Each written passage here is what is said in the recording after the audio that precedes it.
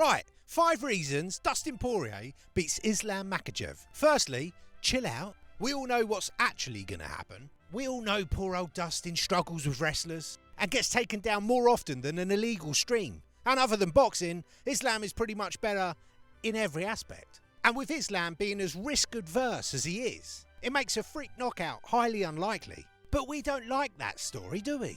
So come along with me as we try and convince ourselves that dreams really do come true. Don't forget, this is Islam's first defence against a proper 155er. Other than Charles, Islam hasn't really been tested against the division's top contenders. The thing is with Charles is he's a chaotic kill-or-be-killed fighter, and while it makes us all love him, it also means that half the time he gets caught and it doesn't work out. Islam and his team have stated, though, that the reason he hasn't fought more top guys is because no one wanted to accept the fight with him. And Dana has kind of backed this up. And it does seem believable to me, so this isn't a knock on Islam, it's just an observation. Sadly, though, in this fight, cheesy inspirational quotes alone won't get Dustin the win. So let's take a quick look at what the Diamond brings to the table and see if there's life in the old dog yet. Stand down, Izzy. Not that type of dog. Reason number 1, no ghillie. Now, we all know that Dustin loves a bit of neck action, more than Sasha Fox. But Dustin ain't going to be jumping on that ghillie in this fight, I promise you. He knows Islam will be expecting it. He knows Islam will have a plan for it. And he knows Islam has been taunting him about it in the media. I know Dustin's been leaning into it on social media, but he's just having a bit of fun with it. If anything, I think that confirms that he's not actually going to do it even more. He knows this is his last shot. This is what he's always dreamed about. He's not stupid. No ghillie. Reason 2 is Southpaw versus Southpaw. Islam has had a bit of trouble against Southpaws. His only loss was at the hands of a Southpaw when he was caught and knocked out. Dustin, on the other hand, does well against Southpaws, and not only in the boxing exchanges, but it's going to help Dustin to be able to implement his front low leg kicks. And with this matchup, that's probably going to be his best tool. If he can get on him early, it could slow down the takedown attempts coming at him from Islam. Dustin's had a few camps now focusing on heavy wrestlers, and he's prepared for and fought Khabib, even though Islam has got a different style. And even though he got smashed worse than John Jones on International Men's Day, it's got to count for something, right? Reason 3, the Volk roadmap. Everyone that faces Islam from now on now has the first Volk fight to look at to find clues. Whether you fought Volk 1 or not, it doesn't matter, it was incredibly close. And before that fight, Islam had this unbeatable aura, but Volk made him look human. Not only did he have multiple answers for the takedowns, but he also found his way to Islam on the feet and pieced him up.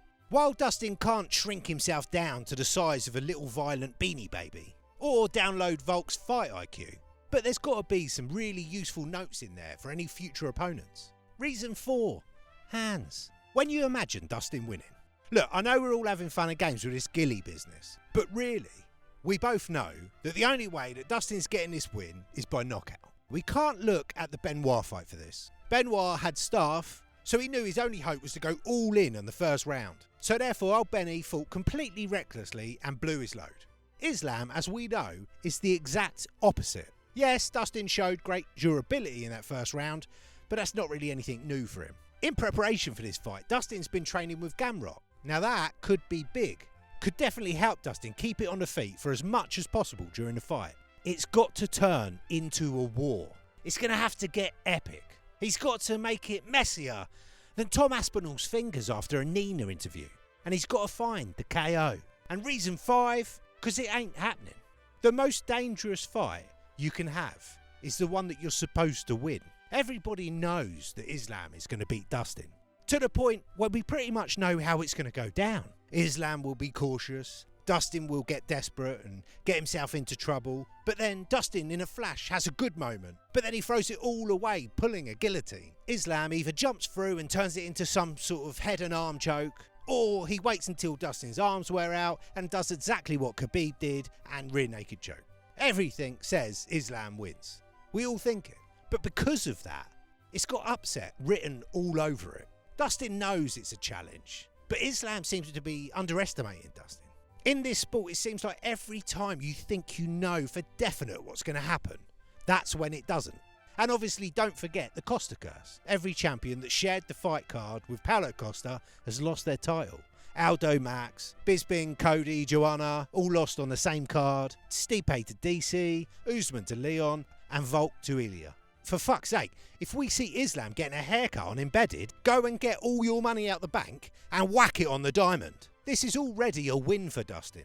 He's at the end of his career. We all know he didn't deserve this title shot at all. He's only getting it because Islam and Dana were trying to get Arman on a rematch on bad terms, but he didn't fall for it and he refused. So finding himself getting one more shot before he's out is a victory for him. One last chance to leave it all in the cage for his lifelong dream. 40 fights, 15 years, paid in full. Whether Dustin wins or loses, either way, one thing is for sure, he's going to be salty. Anyway, if you like this video, give us a sub, check out this playlist of recent bangers. I'll see you next time.